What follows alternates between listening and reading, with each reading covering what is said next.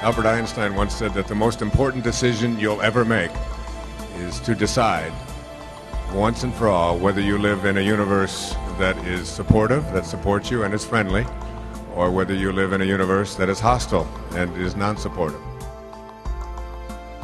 So we got a program. What was the program? It said, you don't heal yourself, the doctor heals you. A negative belief can hurt you, if not kill you, as much as a positive belief can heal you. How often do you hear you have to take a pill for virtually any ailment that might be concerning you, and that if you don't have one, they'll invent one, you know? And create new ailments. Right, exactly. Your body has these reserve cells, and the understanding of these reserve cells is that they will repair or replace anything that your intention is focused on.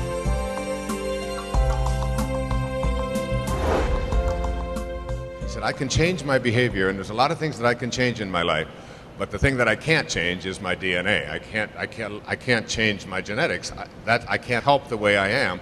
It's just what I inherited. And I sat there and thought, that's what so many people think. And it's a major disconnect because we've been all programmed with a belief that we are sort of victims of our heredity. That we didn't pick the genes that we came with, we can't change the genes that we come with, and then hook that with the belief that the genes control who we are, and then all of a sudden you realize, well, I'm a victim. I can't get out of my own heredity. And it's an unfortunate situation because what we now know in this new field, and it's called, the great name is called epigenetic control. So what you say, epigenetic control, what you're saying is control above the genes. And this is where it comes into the simple reality that the environment and our perception of the environment actually can rewrite our genetic code. It doesn't change the DNA. It changes the readout of the DNA. DNA are the genes, and genes are blueprints. You can create over 30,000 different variations from the same blueprint, the same gene. And all of a sudden it says, then you're not limited by your genes, you're limited, if anything, by your perception and your belief about the world that you live in, because that's the information that's going in and affecting the genes. That it has now been established that a minimum of 1/3 and more likely 2/3 of all medical healing, which includes surgery and drugs and everything else, is all accomplished through what is called the placebo effect. And that basically says that it's the mind of the patient and their belief system that ultimately determines whether the drugs or the surgery are going to manifest any difference. Basically, arthroscopic surgery, and I forgot, I think they do about 180,000 of these operations a year. A doctor at Houston wanted to do a study. He said he really wanted to find out, was it the rinsing out of the fluid or the scraping of the knee that really provided the major healing process. So he was going to do this as a research study, and the woman who was helping him said, but you must include a placebo group. And he fabricated a placebo operation. What he would do is he'd make the 2 incisions. The patient, of course, couldn't see their knee. There was a draping over it. And what he would do was put on the video screen a surgery that he had done earlier in videotape from somebody else.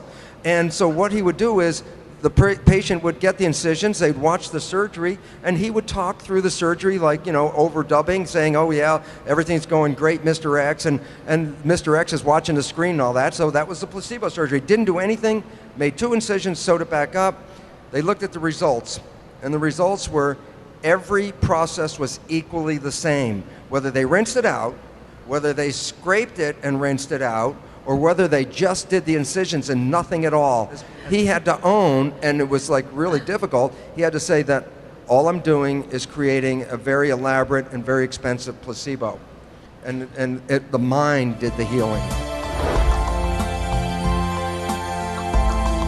There's something called the nocebo effect. And the nocebo effect is essentially the same as a placebo effect, but it's based on something different. It says a negative belief can hurt you, if not kill you, as much as a positive belief can heal you. And so the real serious issue is that it's really the power of belief. Positive or negative are equally powerful, but go in opposite directions. Right. The function of the mind is to create coherence between your beliefs and the reality that you experience.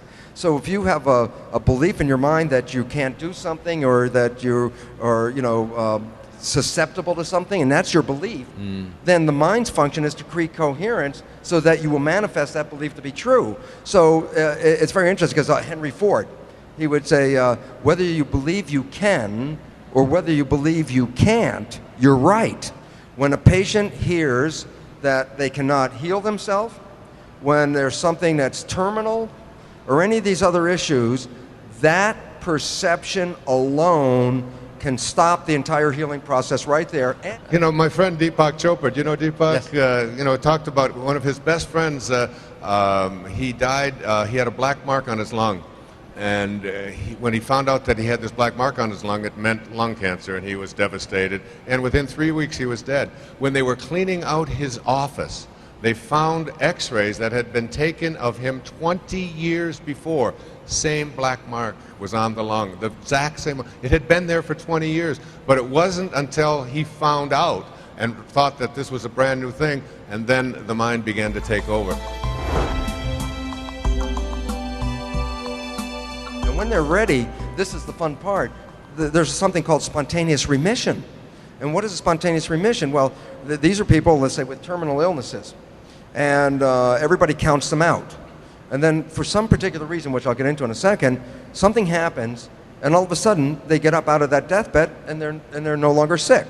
And you want to say, well, what is the one common underlying feature that connects all spontaneous remission? You know what makes their health come back is because they let go of all of the things that actually gave them the disease, their belief issues, because they let it go, because they said, well, I don't have time to think about this. I'm just going to go out and enjoy my life. In that enjoyment of life and letting go of the belief, they change their perceptions. And the beautiful part about it is, as fast as you change your perception is as fast as you reprogram the cells. The cells are programmable and instantaneous.